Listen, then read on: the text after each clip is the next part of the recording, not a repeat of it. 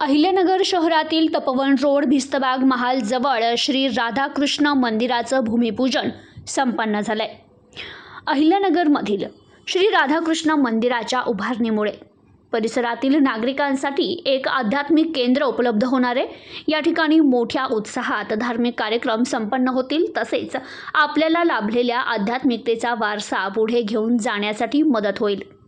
श्री राधाकृष्ण मंदिरातील धार्मिक कार्यक्रमातून आध्यात्मिक शांती आणि सकारात्मक ऊर्जा मिळेल। प्रभागातील सर्वांगीण विकासाच्या कामाबरोबरच आध्यात्मिक कामाला जोड दिली असल्याचं प्रतिपादन माजी विरोधी पक्षनेते संपत बारस्कर यांनी केले। अहिल्यानगर शहरातील तपोवन रोड भिस्तबाग महाल जवळ श्री राधाकृष्ण मंदिराचं भूमिपूजन मनपाचे माजी विरोधी पक्षनेते संपत बारस्कर यांच्या हस्ते संपन्न झालं। यावेळी हरिभक्त परायण संदीप महाराज खोसे, माजी नगरसेविका मीना चव्हाण, रंजना उकिरडे, दिलीप पिंपळे, अशोक असारी, बंडू अणेचा, रवींद्र बारस्कर, गणेश गवळी, सतीश ढवण, श्रीराम अनारसे, ओंकार गोरे, बाळासाहेब बोरुडे, कारभारी शेंडे यांच्यासह नागरिक उपस्थित होते। तर यावेळी बोलताना हरिभक्त परायण संदीप महाराज खोसे म्हणाले, आधुनिक तंत्रज्ञानाच्या युगात मोबाईलचा अतिवापर होत असून समाजात आध्यात्मिकतेची गोडी निर्माण होण्यासाठी धार्मिक स्थळं उभारणं गरजेचं आहे। तपोवन रोड येथील राधाकृष्ण नगर येथे राधाकृष्ण मंदिराची उभारणी होत असून आध्यात्मिकतेचं केंद्र बनेल। श्री राधाकृष्ण मंदिराच्या भूमिपूजन सोहळ्याचा शुभारंभ मोठ्या भक्तिमय वातावरणात उत्साहात पार पडलाय।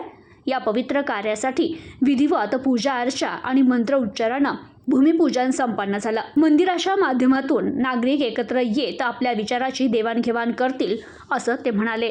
तुष्ट वेल आईशी परस्परा घडेल प्रीती जेत। तुम्ही जर देवाला भजले तर देव तुमच्या सर्व मनोकामना पूर्ण करतो। आज याच्यात भजा हा धातू आला। मुळात आपली मंदिर संकल्पना आहे। मी 1-2 मिनटं बोलतो सगळं तुम्ही सगळे कॉलनीतले आहेत। आपण सगळे मंदिर संकल्पनेत मंगलता, दिव्यता आणि रम्यता या 3 गोष्टी येतात। मंदिर तुम्ही म्हणता महाराज, मंदिर केल्यानंतर आमचा सर्वांचा काय फायदा होऊ शकतो? तर सगळ्यात महत्त्वाचा फायदा आज शरीराचे रोग नष्ट करण्यासाठी मोठमोठे दवाखाने आहेत, मोठमोठे शोध लागलेत। तुमचं हृदयसुद्धा बदलून भेटू शकतं, तुमची किडनी बदलून भेटू शकते, पण मनाला झालेले रोग हे कुठल्याही डॉक्टरकडे कुठल्याही कुटुंबात ते पूर्ण होत नाही। मनाला झालेले रोग जर बरे करायचे असेल तर तुम्हाला मंदिरातच यावं लागतं, मंदिरात यावं लागतं। आणि त्याच्यासाठी सगळ्यात महत्त्वाचं ह्या मंदिराचा उद्देश काय असावा? तुम्ही सगळे आता कॉलनीवाले येतं, त्याच्यासाठी एक आपल्याला मंदिराची कुदाळ टाकल्यानंतर आपल्याला एक आध्यात्मिक साधना चालू करावं लागत असते देवाला बोलवण्यासाठी। आणि कलियुगामध्ये करावे कीर्तन किंवा कलियुगात नामस्मरण हा सगळ्यात श्रेष्ठ उपाय आहे। अन्य युगात अन्य साधने येतं, आता प्रवचन नाही ते सांगत नाही, पण कलियुगी उद्धार हरीच्या नामी त्या राधाकृष्णाचं मंदिर करायचं ना। महिला मंडळ तुमच्या कॉलनीत जेवढे घर आहेत त्याची बेरीज करायची कोणतरी दोघींना, प्रत्येक घरात एक ही वही नेऊन द्यायची।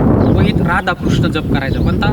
सोपा, राधाकृष्ण लिहायचं एक वही। आम्ही विठ्ठल मंदिरच्या वेळेस आम्ही काही कोट्यावधी जप केलता, म्हणजे बरेच जेवढ्या मंदिराकडे मी जातो। आता ते दिवशी हवा आपल्याला 2 तास कमी पडले माळ घालता तुमचाच नंबर बऱ्याच वेळेस हे करून आला। म्हणजे एवढे लोक त्याच्यात परिवर्तन झालं। याचा विषय एवढा असतो, सामान्य माणूस सदोष माणूस सामान्य झाला पाहिजे। सदोष म्हणजे कसा बघा, तुम्हाला पानपोईवर गेल्यानंतर ग्लासला साखळी बांधतात। कशासाठी बांधतात? पिण्यापोटी का भिण्यापोटी?